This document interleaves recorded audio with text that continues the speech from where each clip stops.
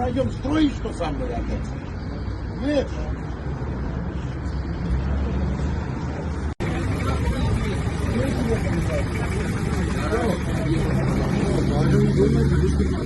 Подойдет, подойдет, подойдет.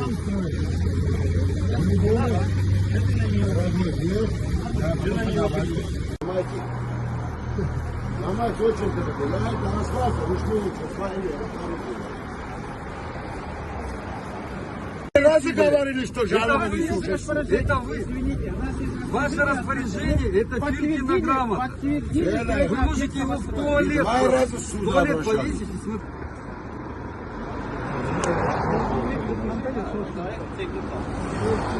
Сказали, подожди, посмотришь. Спрашивали, адрес.